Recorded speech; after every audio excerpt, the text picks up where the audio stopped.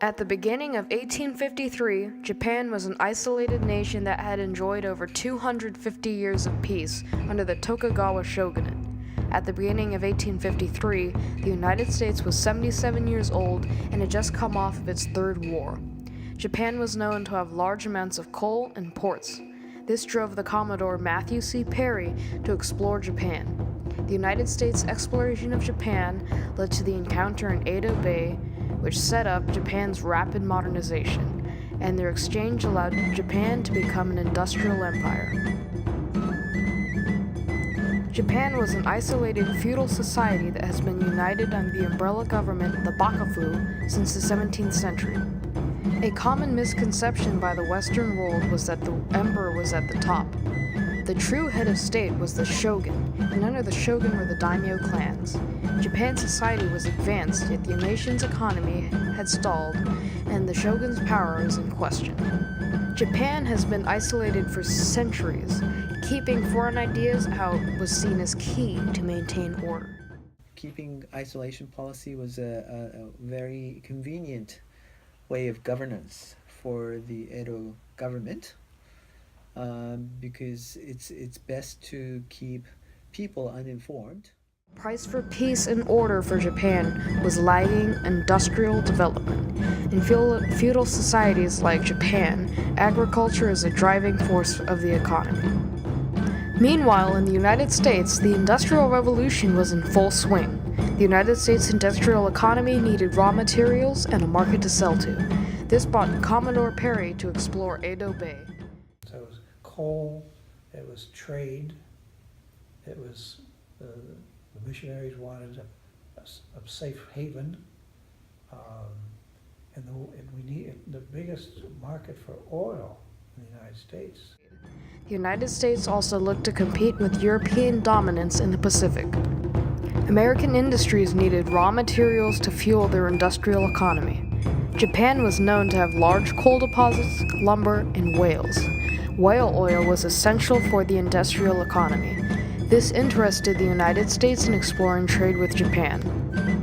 The Commodore was sent to Japan not only to open up trading points, but to show off the United States diplomacy. Little is known about the isolated nation of Japan. Europeans have begun to colonize all of the Pacific, but have failed to make a colony out of Japan. The United States intended to prove their strength and influence not only to Japan, but also to the European empires. On July 8, 1853, the Mississippi, the Susquehanna, the Plymouth, and the Saratoga were spotted off the coast of Uraga. The American fleet was met with samurai who haven't fought a battle in 2 centuries. Their attacks were repelled by the American crew of 560 sailors. The encounter between the American steamships and the Japanese samurai warriors showed the gap between feudal and industrial societies. The peace Japan enjoyed came at a price. The weaponry was outdated and limited, thus rendering retaliation against the modern Navy of the United States useless. The Japanese Navy was non-existent, and many United States sailors called the makeshift forts on the shore dungaree forts. Another soldier commented that some of the Japanese cannons were false wooden cannons. The Japanese ordered the Commodore to leave, but Perry wanted to assert the United States' influential dominance over Japan. Perry presented the Japanese with a white flag of surrender and a letter that said any military action against them would fail. The encounter with the Americans sent the town of Uraga into panic. Many depicted the American ships as dragons and the soldiers as devils. The Japanese people have never seen a steamship before because of their isolation. These vessels bore a letter from the President Fillmore demanding the Emperor to open Japan's gates to commercial intercourse with the United States. The Western world was not aware that the Emperor merely served a symbolic purpose, and the real head of state was the shogun. This letter was declined by the vice governor of Uraga and multiple low-level officials after him. They demanded that the ships move to Nagasaki, but Perry demanded that no negotiations will be made without the representative from the emperor. On July 14th, the Mississippi and the Susquehanna were anchored close to shore, ready to disembark. The American landing party was made up of 100 Marines, 100 sailors, and a band to display the United States' might.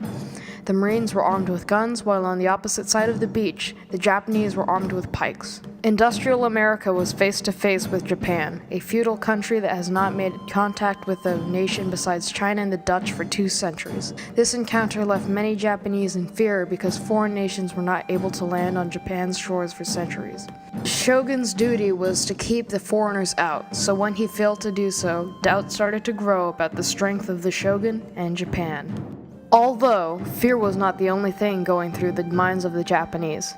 There was fascination of the American ships, peoples, and guns. Those are things the Japanese had never encountered because of their isolation.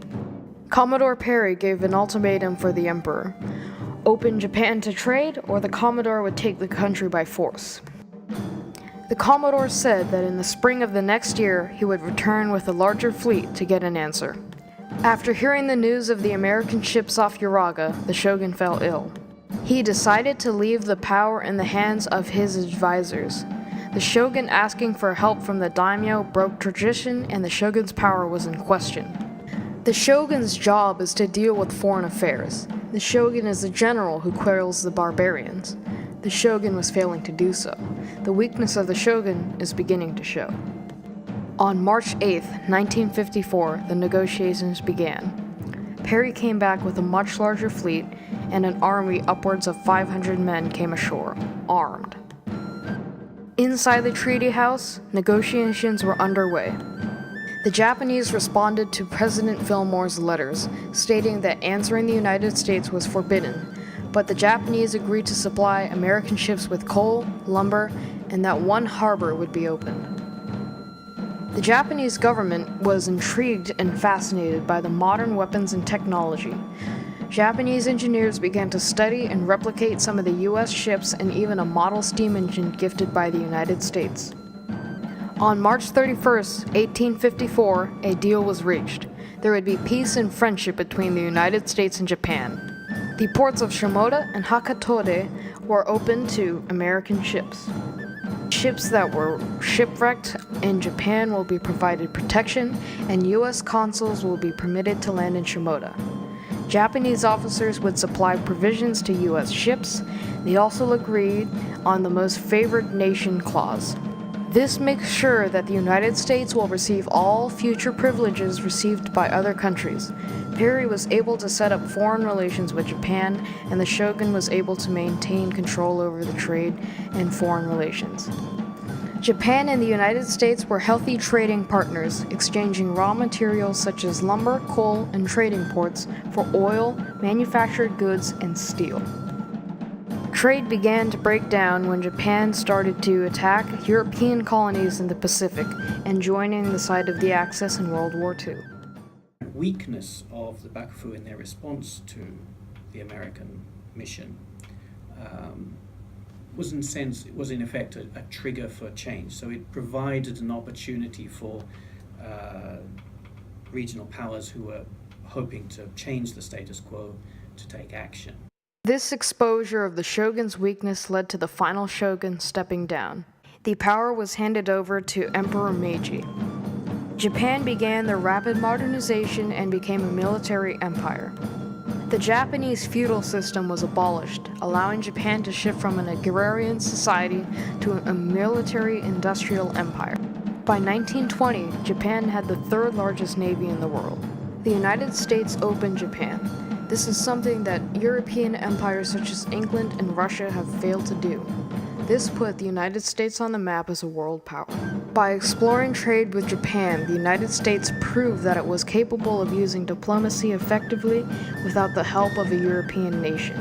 The United States continued to prove that they can rival European diplomacy around the world, and especially in the Pacific. The exploration of Japan in 1853 opened Japan to the world after 2 centuries of isolation. This encounter allowed Japan to move on from the feudal society that stalled their economy. Without the United States exchange with Japan, Japan would be a much more undeveloped nation.